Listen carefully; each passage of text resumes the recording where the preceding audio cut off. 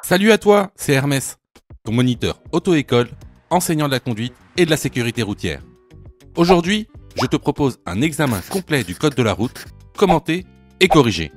Allez, on perd pas de temps, on commence tout de suite.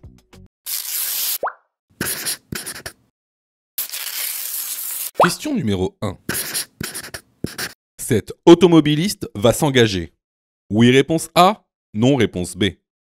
L'automobiliste a vu le vélo. Oui, réponse C. Non, réponse D.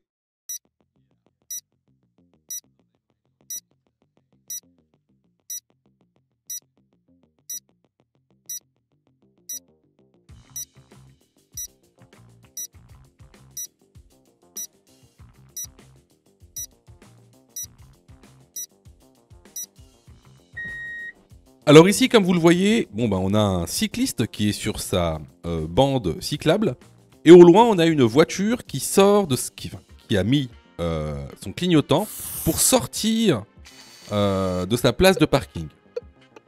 Donc on a tout à penser que le véhicule souhaite aller sur la voie. Est-ce que l'automobiliste a vu le vélo? Alors, lorsqu'on regarde l'animation, on peut voir qu'effectivement le champ de vision de l'automobiliste est gêné par un obstacle qui sont les autres voitures qui sont garées devant lui. Donc très peu de chances que cet automobiliste ait pu voir le vélo. Donc ici, est-ce que l'automobiliste va s'engager? La réponse est la réponse A. L'automobiliste a vu le vélo? La bonne réponse est la réponse D. Question numéro 2. La voiture bleue est bien garée. Oui, réponse A. Non, réponse B.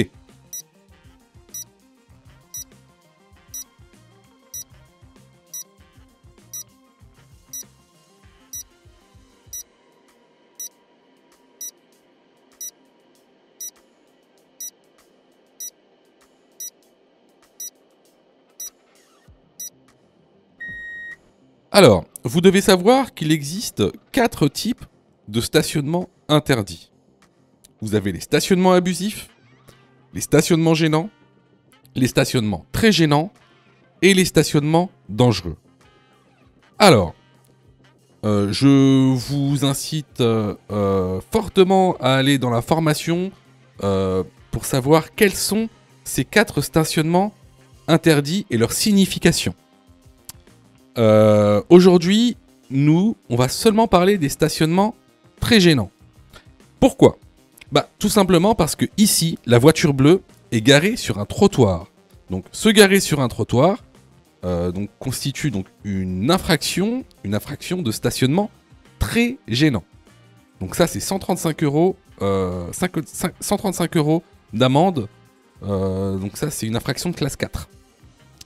Également, donc certes, il est garé sur un trottoir, donc stationnement très gênant. Mais en plus de ça, regardez bien, il y a un passage piéton. Et sachez qu'il est interdit de se garer à moins de 5 mètres avant un passage piéton. Pourquoi? Parce qu'en fait, ça constitue également un stationnement très gênant. C'est-à-dire que là, si un policier veut verbaliser, il va pas seulement verbaliser pour le fait que vous soyez dans un trottoir. Il va également verbaliser pour le fait que vous soyez 5 mètres avant un passage piéton. Donc là, c'est 2 amendes de 135 euros. 2 amendes. Donc ici, effectivement, la bonne réponse est la réponse B. Hein, la voiture bleue est très mal garée. Question numéro 3. À partir de ce panneau, le stationnement est interdit. Oui, réponse A. Non, réponse B.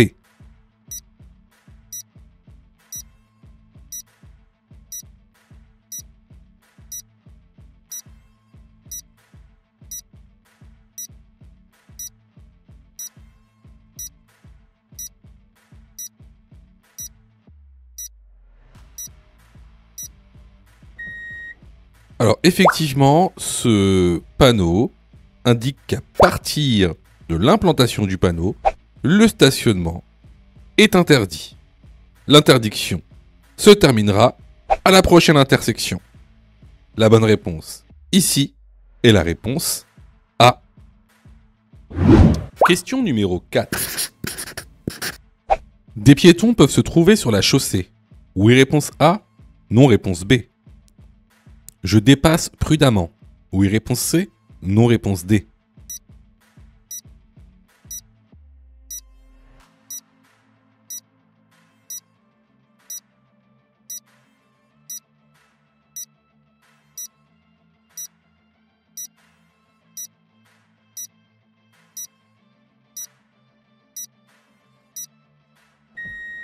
Alors ici, tu vois plusieurs choses à observer.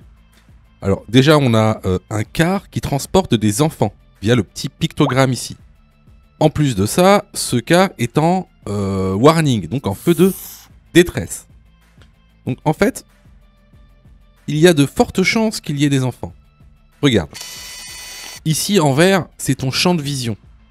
En rouge, c'est ce que tu vois pas, parce que ton champ de vision, il est obstrué par donc le car.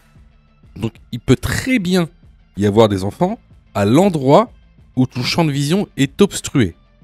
Alors, ça ne sert à rien non plus de paniquer. Là, tu peux dépasser, mais prudemment, en sachant qu'il y a peut-être des piétons sur la chaussée. Donc ici, les bonnes réponses, on va être les réponses A et C. Question numéro 5. Le camion pompier veut tourner à droite. Dans ce contexte, A, je passe, B, je m'arrête et le laisse passer.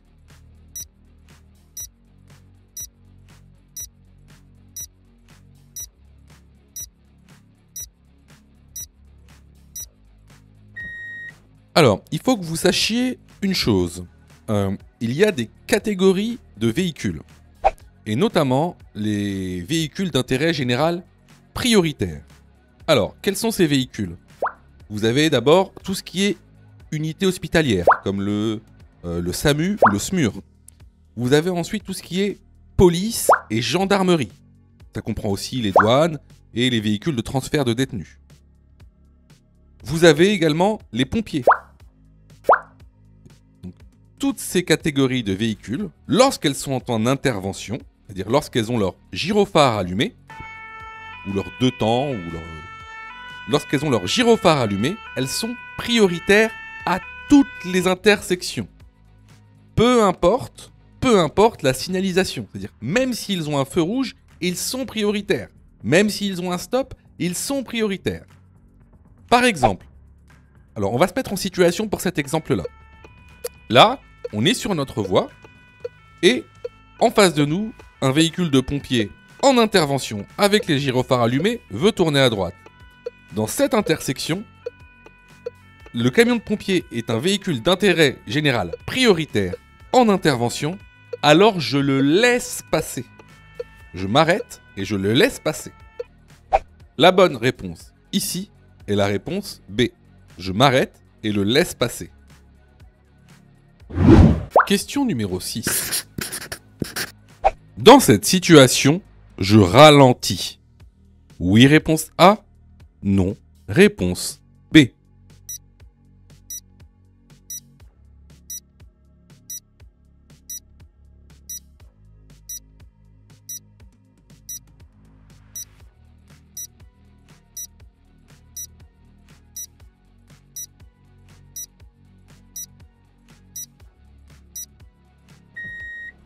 Alors, à notre droite, on a ce camion orange.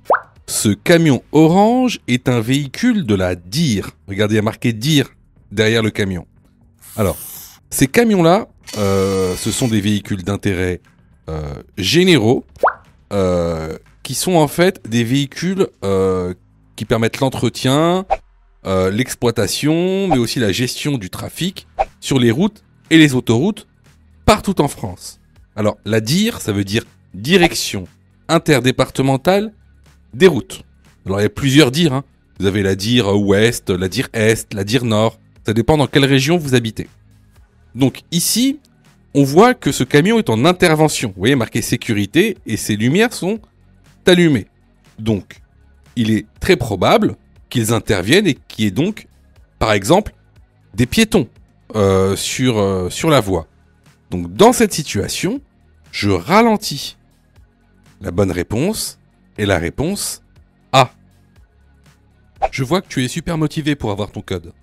Alors, soutiens la chaîne en t'abonnant et surtout en activant les notifications afin d'être prévenu des dernières vidéos mises en ligne. Question numéro 7. Dans cette situation, réponse A, je ralentis. Réponse B, j'accélère.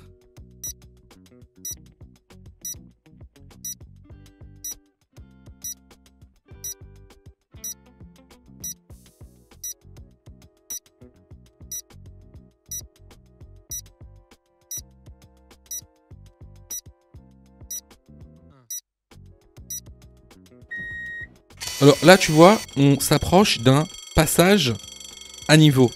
Donc, effectivement, on s'approche d'un passage à niveau, donc le feu peut s'allumer à tout moment. Donc, je ralentis au cas où si le feu s'allumerait et qu'un train passerait à ce moment-là. Donc, la bonne réponse ici est la réponse A. Question numéro 8.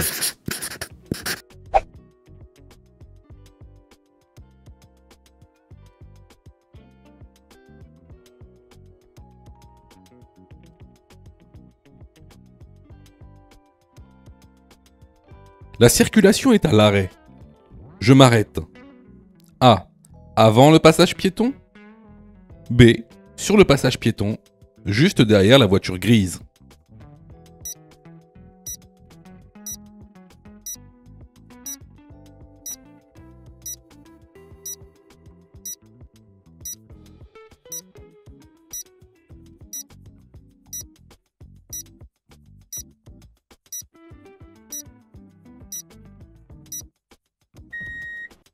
Alors, dans ces situations où la circulation est très dense, le mieux est de s'arrêter avant le passage piéton pour laisser les piétons de passer. Alors, sachez une chose, il est interdit de stationner et de s'arrêter sur un passage piéton. Si vous stationnez sur un passage piéton, c'est un stationnement très gênant et vous encourez 135 € d'amende. Si vous vous arrêtez à un passage piéton, c'est un refus de priorité aux piétons. Et là, c'est pareil, amende de type 4, 135 € d'amende. Voilà. La bonne réponse ici est la réponse A. Question numéro 9. Ce panneau indique un danger. Réponse A, permanent. Réponse B, temporaire.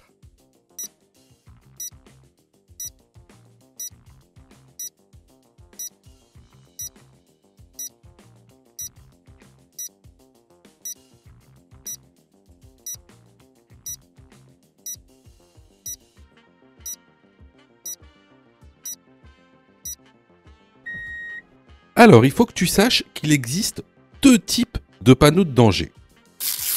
Tout d'abord, les panneaux de danger triangulaires sur fond blanc cerclés d'un liseré rouge, qui sont des panneaux de danger permanents. Ensuite, on a aussi ces mêmes panneaux triangulaires cerclés d'un liseré rouge, mais cette fois-ci sur fond jaune. Ça, ce sont des panneaux temporaires. À savoir que quand un panneau de danger est installé en agglomération, cela voudra dire que le danger se trouvera à 50 mètres. Si ce panneau est installé hors agglomération, cela signifiera que le danger se trouvera à 150 mètres. Donc, la bonne réponse ici est la réponse B. Question numéro 10. Avant de m'engager, je contrôle à gauche. Oui, réponse A. Non, réponse B.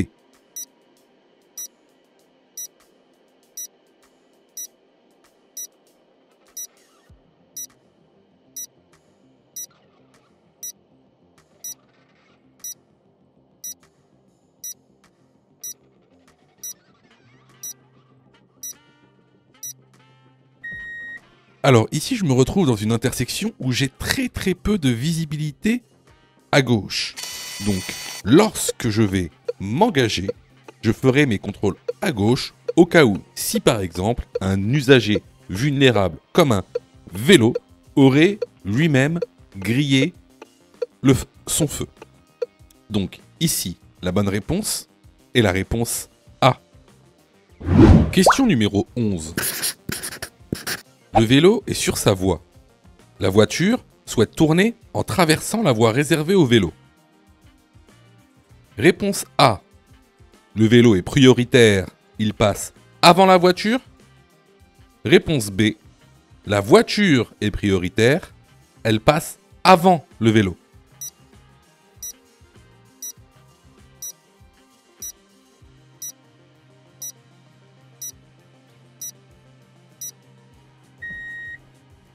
Alors, bien sûr, ici, le vélo est prioritaire, il passe avant la voiture.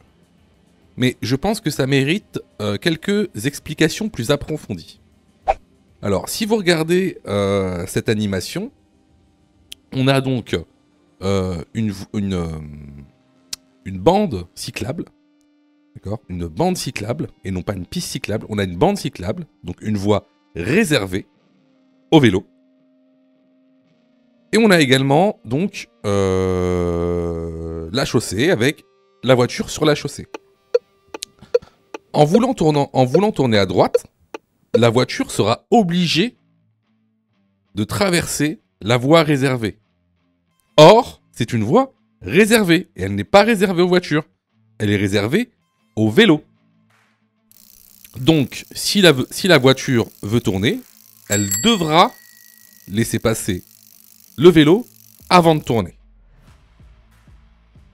La bonne réponse est la réponse A. Question numéro 12.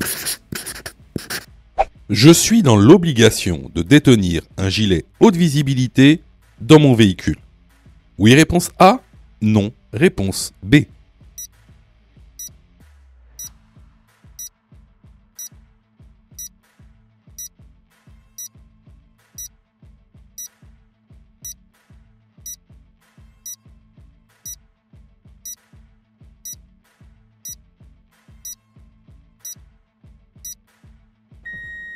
Alors, il faut savoir que le gilet haute visibilité est un équipement obligatoire, tout comme le triangle de présignalisation.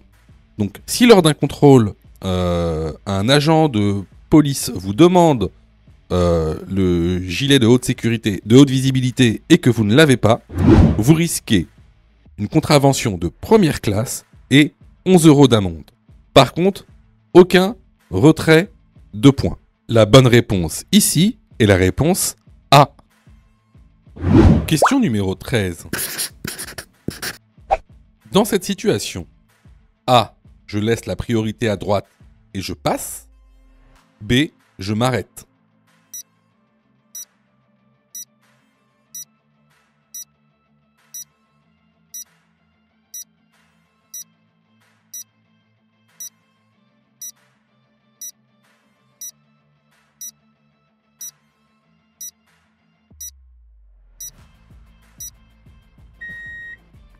Alors, on va regarder la vidéo encore une fois, et regardez. Vous remarquez ici que le feu clignote orange au milieu. Alors, ça c'est du cours, hein. Ça c'est vraiment du cours. N'oubliez pas, il y a la formation qu'on vous propose en lien dans la description. Alors, ce qu'il faut savoir, vous avez deux cas de feu qui clignotent à l'orange. Vous avez le premier cas où il clignote à l'orange au milieu. S'il clignote à l'orange au milieu, ça veut dire que le feu est en panne. Donc le feu ne marche pas. Donc on reste dans des règles de priorité d'intersection. Donc si le feu ne marche pas, c'est priorité à droite. Deuxième cas, le feu clignote à l'orange, mais en bas. Là, c'est différent. Là, le feu fonctionne. Mais en fait, il sert à réguler la circulation. En général, vous trouverez les feux orange clignotants en bas la nuit dans les villes. en agglomération de nuit pour réguler en fait la circulation. Alors, s'il n'y a pas de panneau sous le feu, priorité à droite, comme quand il est en panne. Par contre, souvent, quand ce sont des feux de régulation, donc avec le feu orange qui clignote en bas, il y a des panneaux sous le feu, notamment des panneaux de priorité. Soit des panneaux qui vous laissent la priorité sur toute la route, soit des panneaux qui vous laissent la priorité sur la prochaine intersection. Ici, il n'y a pas de panneau de priorité sous le feu, il y a seulement un panneau d'interdiction de tourner à droite, mais il n'y a pas de panneau de priorité. Le feu clignote au milieu, donc il est en panne. Alors, je laisse la priorité à droite et je passe. La bonne réponse est la réponse A. Question numéro 14. Dans ce contexte, réponse A, je passe. Réponse B, je klaxonne et je passe. Réponse C, je m'arrête.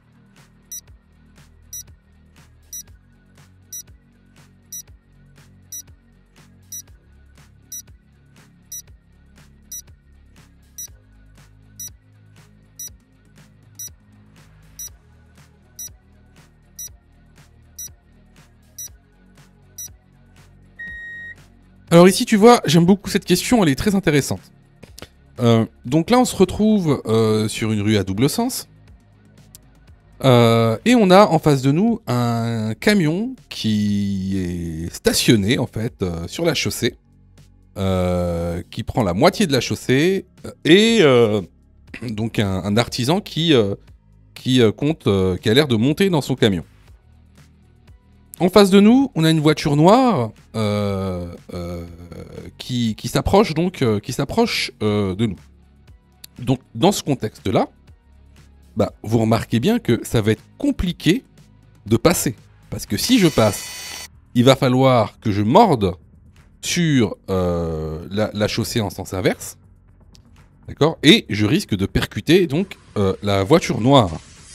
D'accord ? Pourquoi ? Parce qu'on est en agglomération, donc il faut que je laisse en plus de ça 1 mètre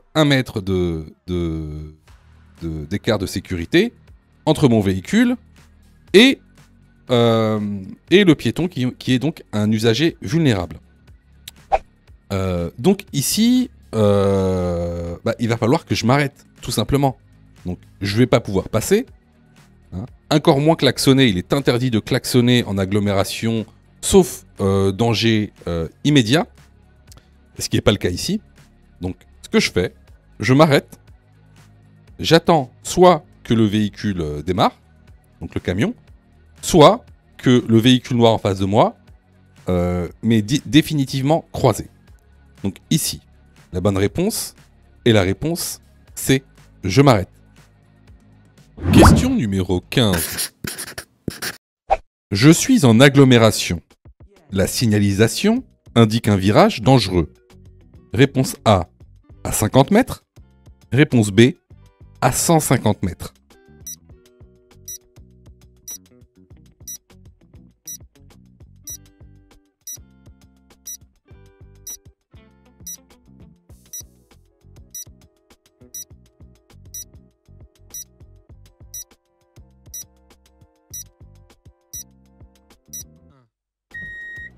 Alors, effectivement, ici, on a un panneau de danger qui nous informe d'un virage dangereux.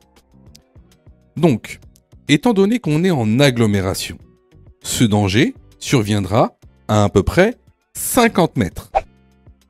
Si on était hors agglomération, ça aurait été 150 mètres. Autre chose avec ce panneau. Ce panneau, précisément, il indique donc un virage dangereux qui commence par la droite. Alors que celui-ci indique la présence d'un virage dangereux à gauche. Donc un virage gauche.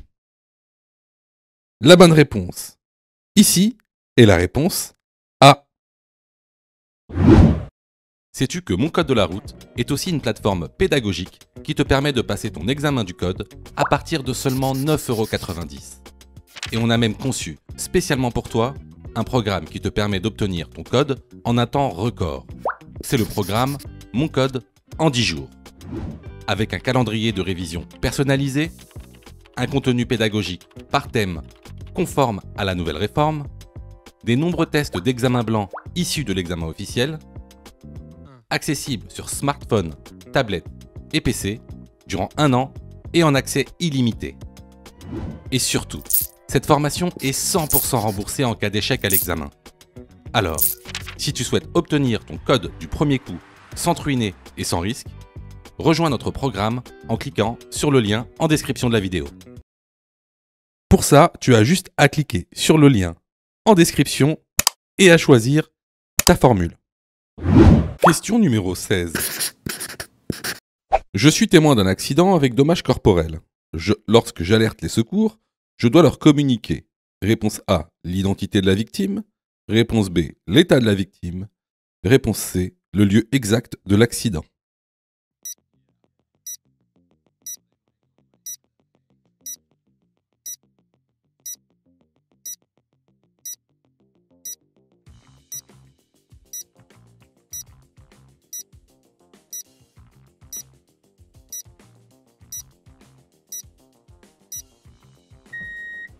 Alors, si vous êtes témoin d'un accident, donc avec dommages corporels, bien sûr, avant d'alerter les secours,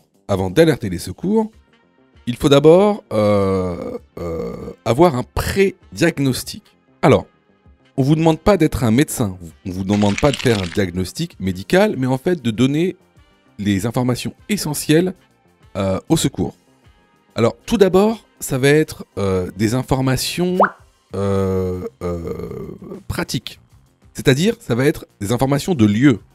Il faudra donner l'adresse exacte si vous êtes en agglomération. Mais si par exemple vous êtes sur une route que vous ne connaissez pas ou une autoroute, il faudra aussi donner des informations assez précises pour que les secours puissent venir rapidement. Alors par exemple, si vous êtes sur une route ou une autoroute, il faudra donner le numéro de la route ou de l'autoroute.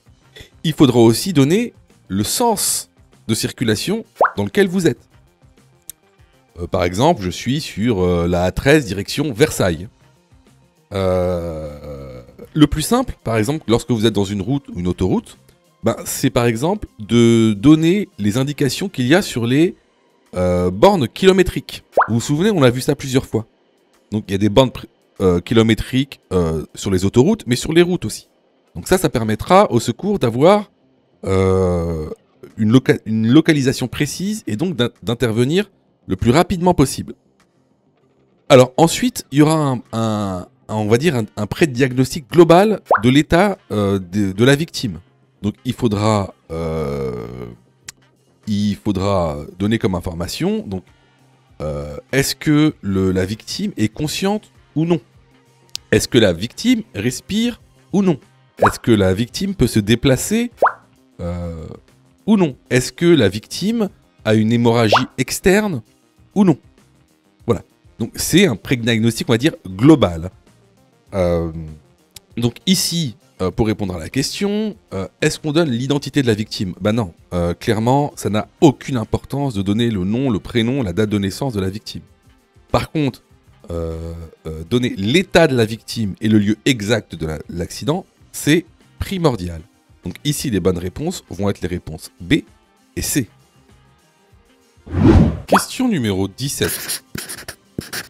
Dans cette situation, je dois céder le passage au cycliste avant de tourner. Oui, réponse A. Non, réponse B.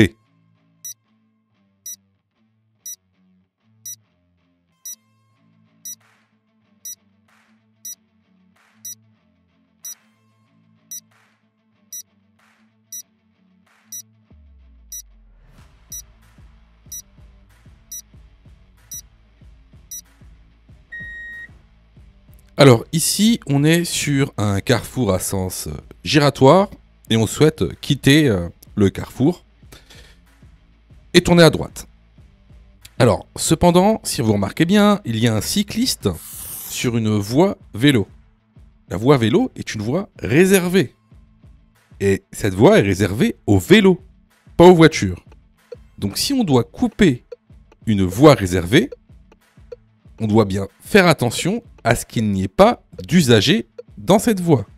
S'il y a un usager dans cette voie, il a alors la priorité. Ici, la bonne réponse est la réponse A. Je dois céder le passage au cycliste avant de tourner. Question numéro 18. Je roule sur une route à sens unique. Oui, réponse A. Non, réponse B.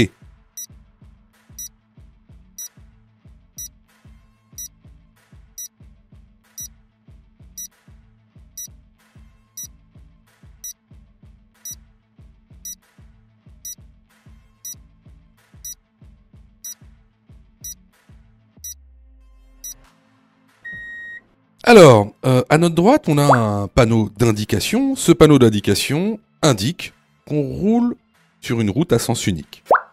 Effectivement.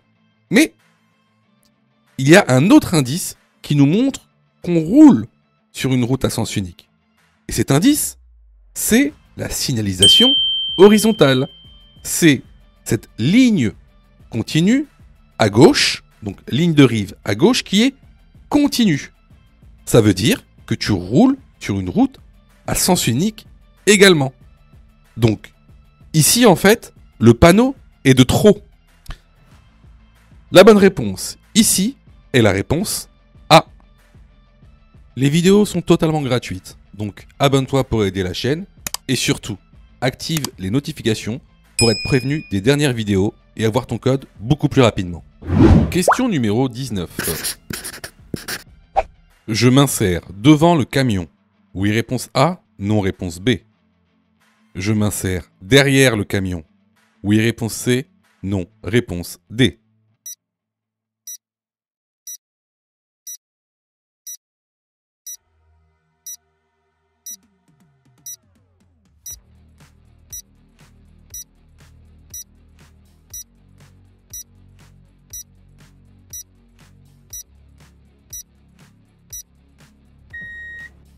Alors ici, on est sur une voie d'accélération. Vous voyez bien qu'on a cédé le passage. Ici, le camion est devant moi et j'aurai pas le temps de pouvoir m'insérer devant lui. Là, on risque clairement l'accident, le choc. Donc ce que je fais, c'est que je laisse passer le camion et ensuite je m'insère derrière lui. Les bonnes réponses sont les réponses B et C. Question numéro 20.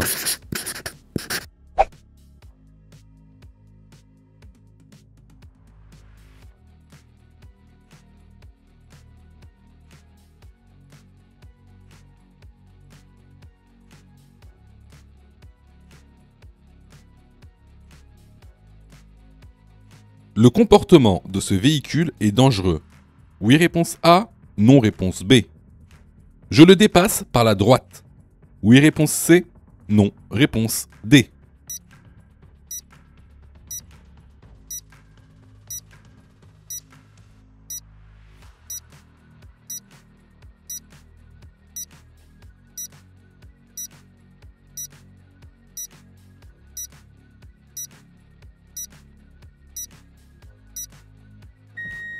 Alors, est-ce que le comportement de ce véhicule est dangereux?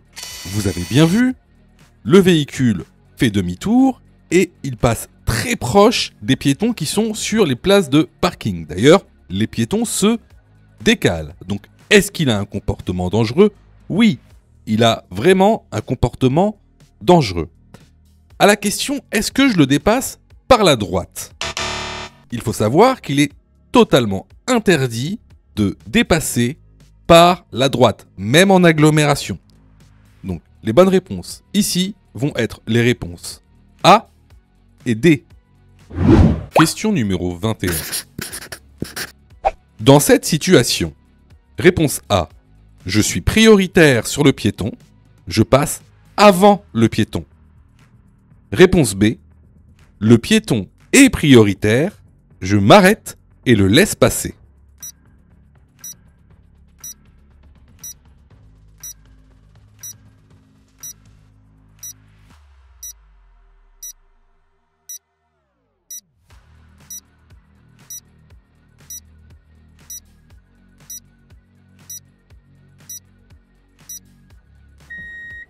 Alors ici on peut voir juste à droite qu'il y a un piéton qui est déjà, en plus de ça, engagé sur le passage piéton.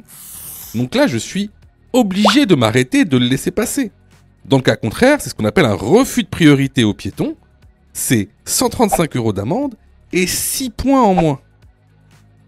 La bonne réponse ici est la réponse B. Question numéro 22. Je peux m'arrêter sur cet emplacement. Réponse A, pour charger mon véhicule. Réponse B, pour faire monter un ami. Réponse C, si je suis une personne à mobilité réduite.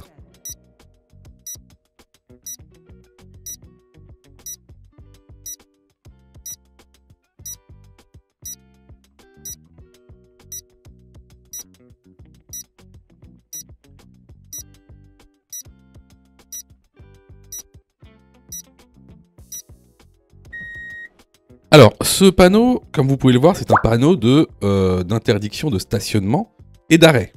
Alors, il est accompagné d'un petit panonceau où il est marqué GIG, GIC. Alors, ça veut dire Grand Invalide de Guerre pour GIG, et GIC, ça veut dire Grand Invalide Civil. Donc, pour résumer, vous avez le droit de vous garer à cet emplacement et de vous arrêter seulement si vous êtes titulaire de la carte CMI. Bon, ça c'est pour les personnes à mobilité réduite. Donc ici, je peux m'arrêter sur cet emplacement si je suis une personne à mobilité réduite. La bonne réponse est la réponse C. Question numéro 23. Le temps de réaction est de 1 seconde dans un état normal. Oui, réponse A. Non, réponse B.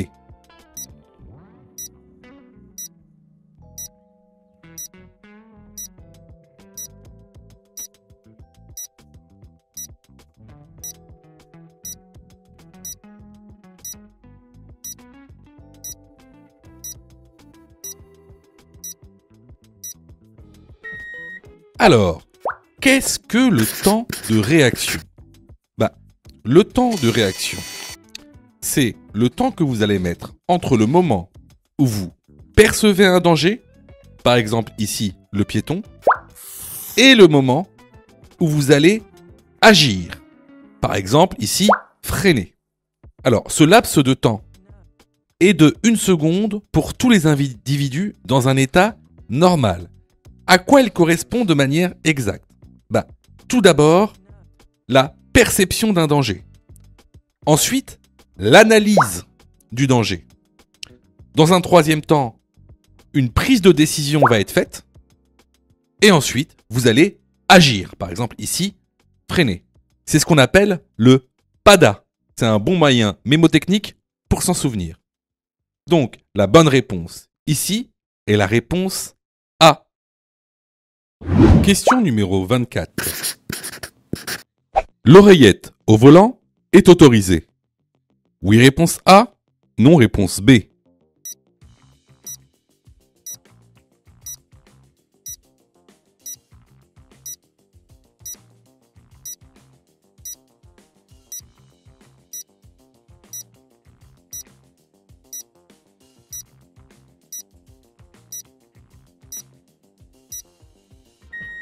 Alors, il est strictement interdit de conduire en utilisant son téléphone.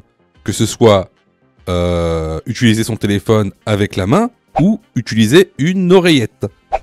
Donc, c'est une contravention de 4e classe qui est sanctionnée par un retrait de 3 points et 135 € d'amende. La bonne réponse ici est la réponse B. Question numéro 25. Au péage, je choisis ma voie en fonction de mon moyen de paiement. Oui, réponse A. Non, réponse B.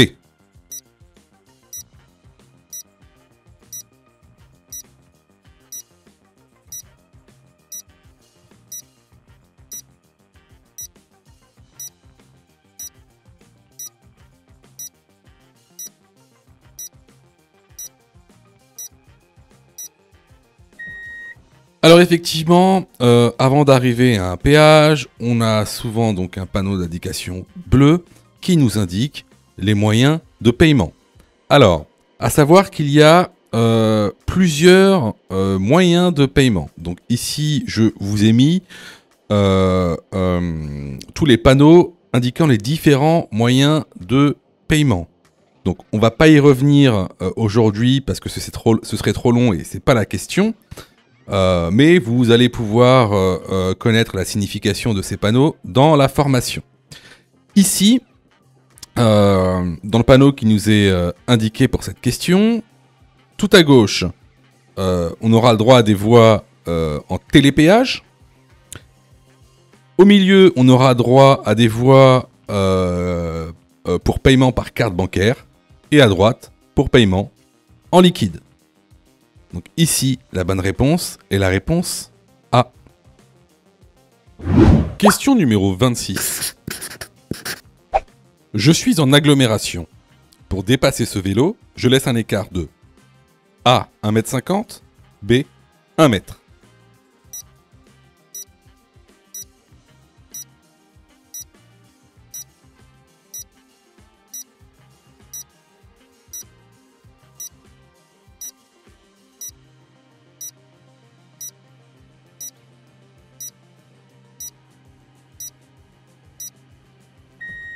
Alors, pour dépasser un vélo en agglomération, il faut laisser un écart de 1 mètre entre notre véhicule et le vélo.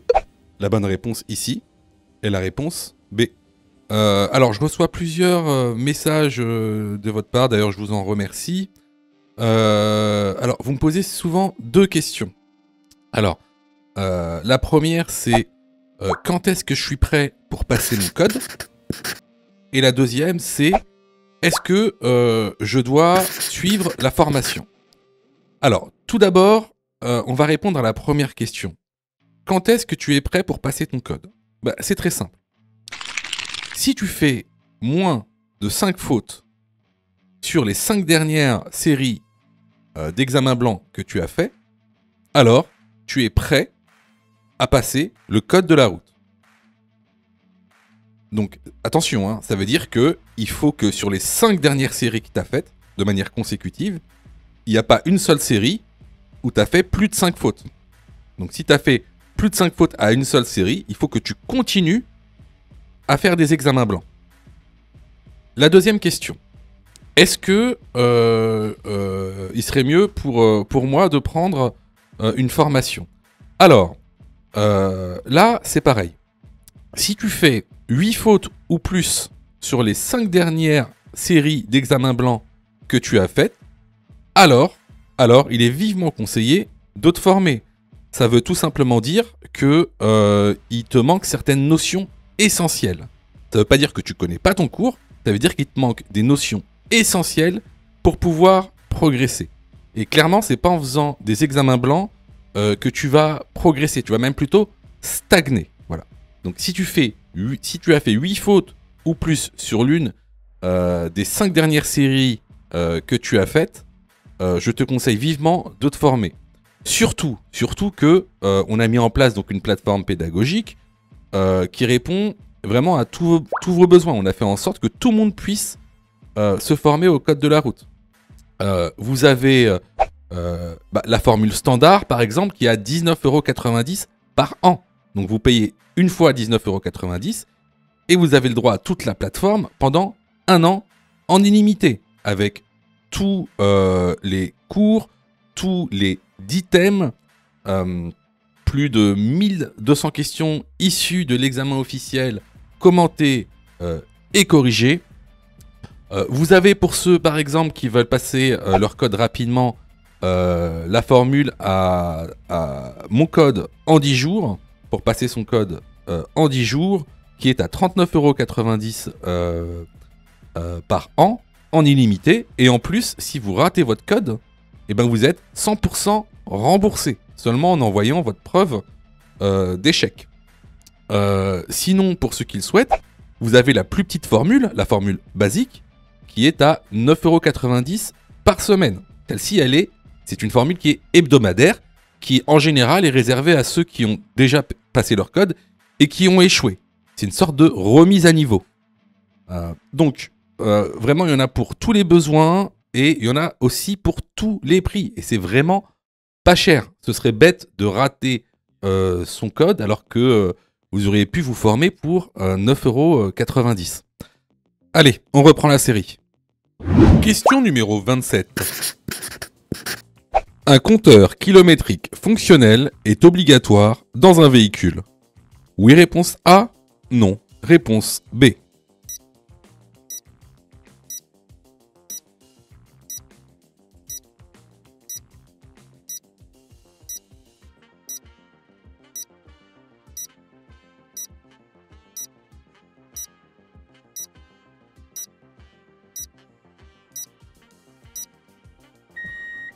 Alors, en effet, il est obligatoire de posséder un compteur kilométrique qui fonctionne dans un véhicule. Si vous n'en avez pas, c'est donc une contravention de 3e classe et une amende de 68 €. La bonne réponse ici est la réponse A. Question numéro 28. Je tourne à gauche. Je cède la priorité. Réponse A au piéton. Réponse B à gauche. Réponse C à droite.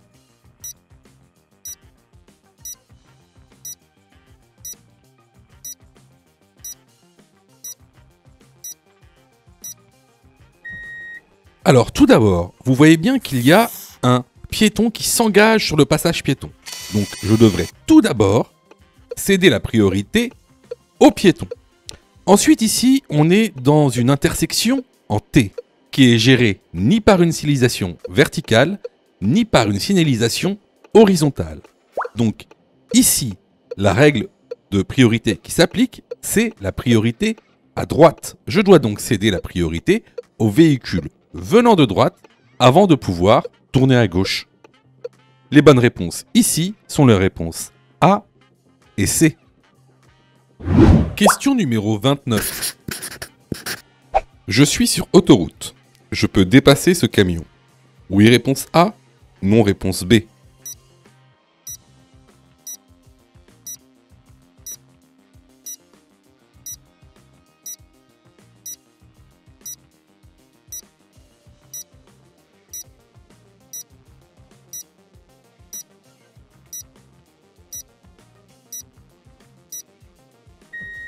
Alors ici, tu vois, sur autoroute, la vitesse maximale autorisée est de 130 km/h.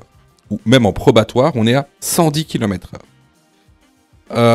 Alors, il faut que tu saches que pour les poids lourds, donc pour les véhicules de plus de 3,5 tonnes, la vitesse maximale autorisée est de 90 km/h. Donc au minimum, entre toi et le camion, dans cette situation, il y a 20 km/h de différence, ce qui est énorme. Donc, je suis sur la voie de gauche, je suis sur autoroute, je peux dépasser ce camion. La bonne réponse, ici, est la réponse A. Si tu aimes le contenu, alors prends quelques secondes pour liker la vidéo.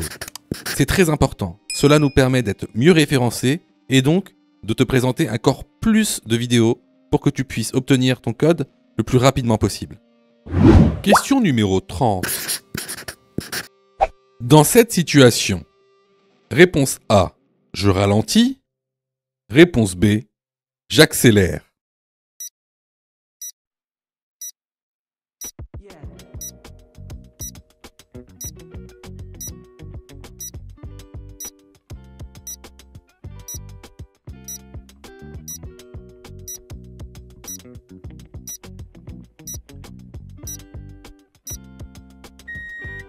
Alors ici on est en agglomération. Si vous regardez bien, juste devant nous, à gauche, on a un cycliste qui vient en sens inverse. Ce qui est normal en fait en agglomération aujourd'hui. Ils viennent toujours en sens inverse, justement pour qu'on les voit mieux. Également, ce qu'il y a un peu plus loin, c'est un passage piéton. Un passage piéton dans une agglomération dense. En plus, on voit ici qu'une jeune personne traverse le passage piéton. Donc ce qu'on fait dans cette situation, c'est qu'on ralentit. La bonne réponse ici est la réponse A. Question numéro 31. Cette signalisation verticale indique réponse A, un obstacle. Réponse B, une intersection.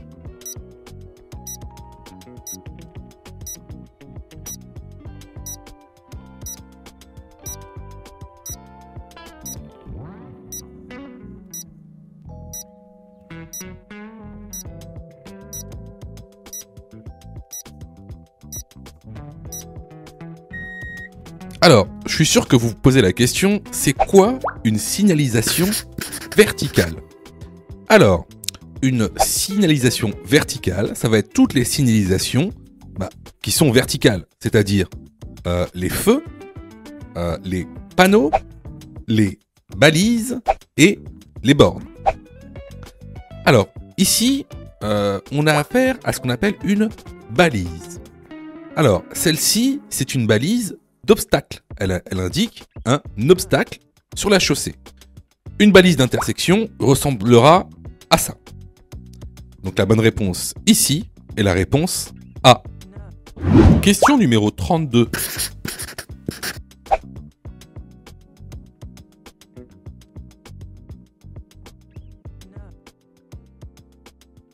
Vous êtes le piéton.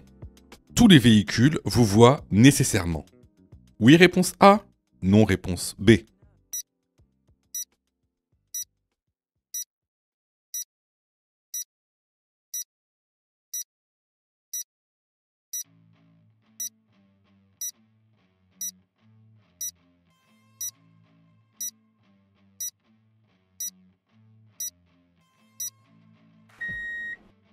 Alors ici, vous voyez, vous êtes le piéton.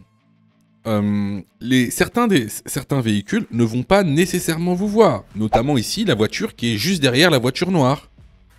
Ou alors, ça peut être un motard qui ne vous ayant pas vu, peut contourner les voitures et ensuite venir vous percuter.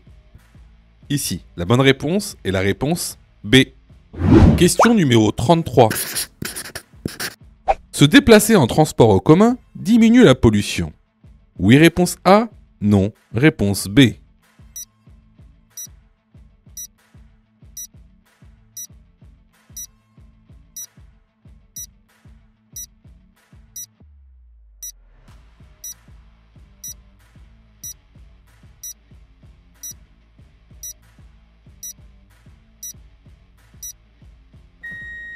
Bah oui, effectivement, les transports en commun vont diminuer la pollution. C'est ce qu'on appelle l'écomobilité. Tout comme par exemple l'écopartage, écovoiturage. Donc ici, la bonne réponse est la réponse A. Question numéro 34. La voie de droite est réservée aux bus et aux cyclistes. Oui, réponse A. Non, réponse B.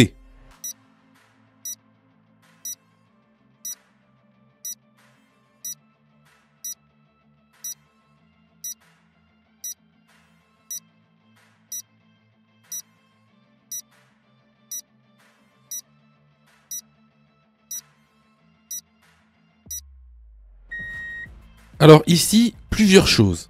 Déjà, on va remarquer le marquage au sol.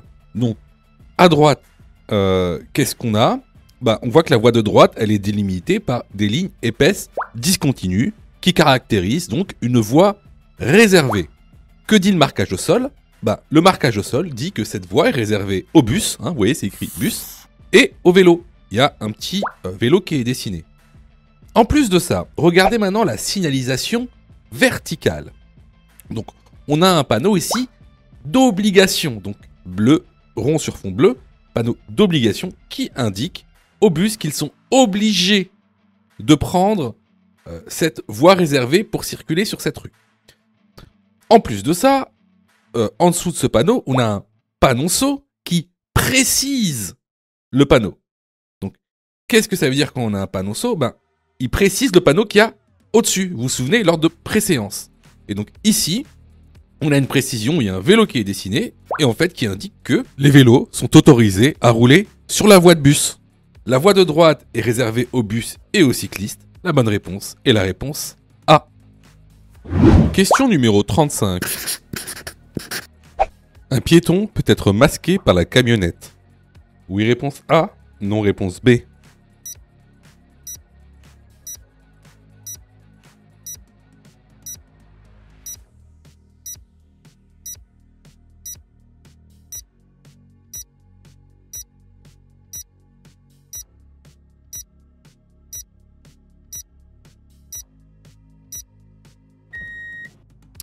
Alors là, c'est des choses qui arrivent souvent. Pour information, la camionnette est très mal garée, hein. C'est un stationnement dangereux. Pourquoi est-ce que c'est un stationnement dangereux? Tout simplement parce que elle obstrue le champ de vision du conducteur. Donc derrière cette camionnette peut se trouver des piétons, des enfants avec des zones d'incertitude élevées. Donc effectivement, ici, la camionnette peut masquer un piéton. La bonne réponse est la réponse A. Question numéro 36.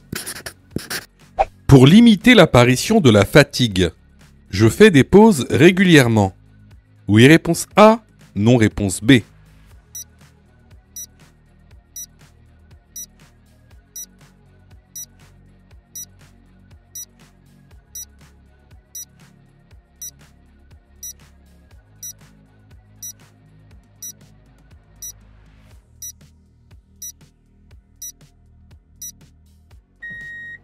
Alors, la fatigue est responsable d'un tiers des accidents mortels sur autoroute et multiplie le risque d'avoir des accidents par 3, voire 4. L'un des meilleurs moyens pour limiter l'apparition de la fatigue, c'est le repos. Hein, notamment, faire des pauses ou des siestes. Donc, la bonne réponse ici est la réponse A. Alors, clairement, ici, c'était une question basique, une notion de cours basique. Donc, si tu as eu faux à cette question, je t'encourage vivement à aller te former sur notre plateforme de formation ou ailleurs. Alors, surtout, ne te dis pas « Ah ben, c'est pas grave, les examens blancs vont justement m'aider à apprendre le code. » Faux. Les examens blancs ne servent pas à apprendre le code. Les examens blancs servent à tester si tu as, oui ou non, assimilé le contenu pédagogique. Alors, quelle est la meilleure méthodologie pour passer le code? C'est-à-dire, quelle est la meilleure méthodologie pédagogique? Alors, tout d'abord, il va falloir apprendre les cours par thème. Hein. Vous savez, il y a aujourd'hui 10 thèmes avec la nouvelle réforme. Une fois que tu auras appris ces 10 thèmes et tous les contenus de ces 10 thèmes, alors tu pourras passer à des exercices d'entraînement par niveau de difficulté. Tout d'abord les exercices faciles, les exercices moyens et les exercices difficiles. Une fois ce travail effectué, là, tu pourras t'exercer à faire des examens blancs. Surtout, ne pense pas que les examens blancs vont t'aider à apprendre. Ce n'est pas vrai. Et d'ailleurs, c'est pour ça que beaucoup de gens ratent leur code de la route. N'oubliez pas que le taux de réussite au code de la route est d'environ 60%. C'est-à-dire qu'il y a quasiment 40% des personnes qui échouent au code de la route, justement parce qu'ils n'ont pas la bonne méthodologie pédagogique. Donc ici, si tu t'es trompé à cette question, je t'encourage vivement à venir sur notre plateforme pédagogique et à participer à la formation. Pour ça, tu as juste à cliquer sur le lien en description et à choisir ta formule. Question numéro 37.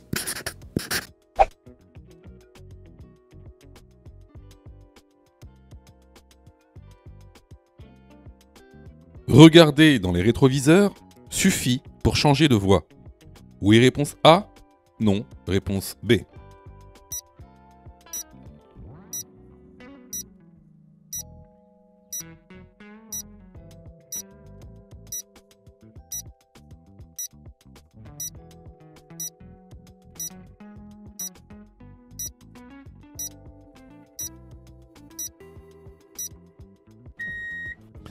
Alors, on va juste jeter un petit coup d'œil sur la vidéo.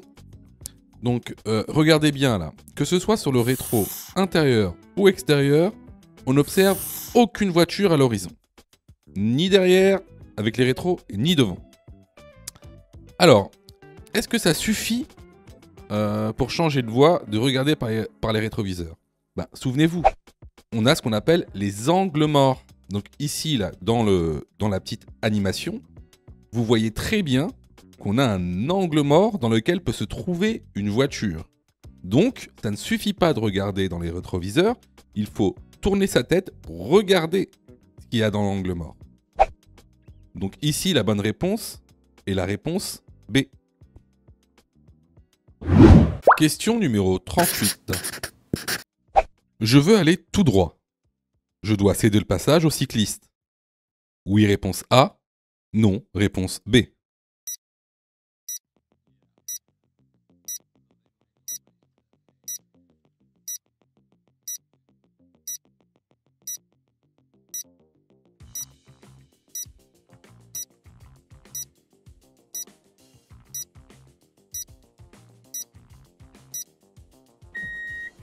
Alors ici, on arrive à un sujet qui est quand même assez important lorsqu'on passe le code de la route.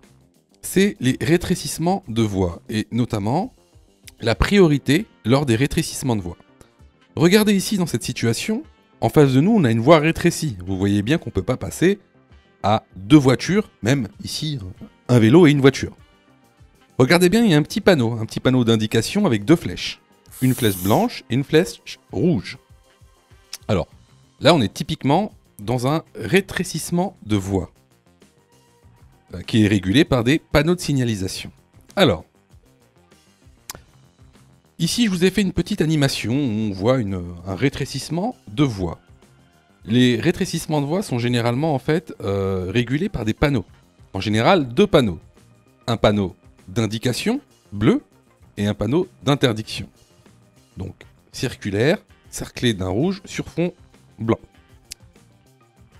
Alors, regardez ici le véhicule à gauche. Le véhicule de gauche voit le panneau d'indication. Donc, ce panneau d'indication a une flèche blanche et une flèche rouge.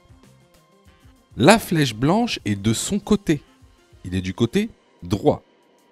La flèche rouge vient dans son sens inverse. Donc, lui, ce qu'il concerne, c'est la flèche blanche. La flèche est blanche, donc il a la priorité. Alors que le véhicule qui vient de droite, lui, ce qu'il voit, c'est un panneau d'interdiction. Et regardez, la flèche est rouge sur le côté droit et noire sur le côté gauche. Donc lui, la flèche qui le concerne, c'est la flèche rouge.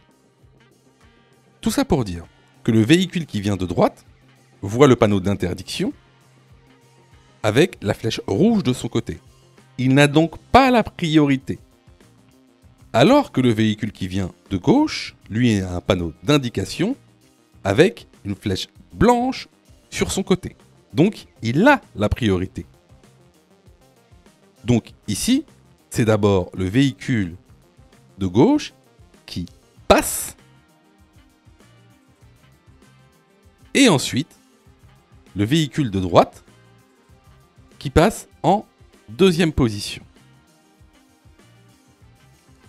Alors, si on revient à notre cas. Ici, certes, on a un panneau d'indication. La flèche blanche est de notre côté, donc on a la priorité. Donc, on a la priorité. Normalement, on devrait passer. Oui, mais seulement là, il y a des vélos qui sont déjà engagés. Les vélos sont déjà engagés. Donc, étant donné qu'ils sont déjà engagés, on n'a pas la priorité. Donc ici, la bonne réponse est la réponse A. Question numéro 39. Je vérifie la pression des pneus tous les. Réponse A, 1 mois. Réponse B, 1 an.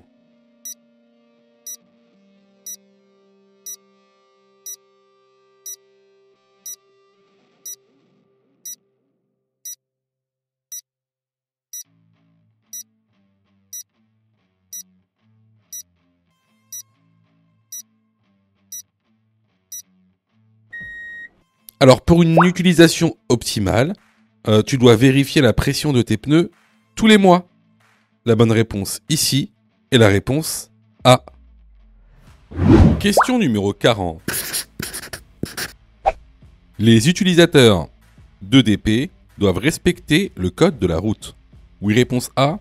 Non, réponse B.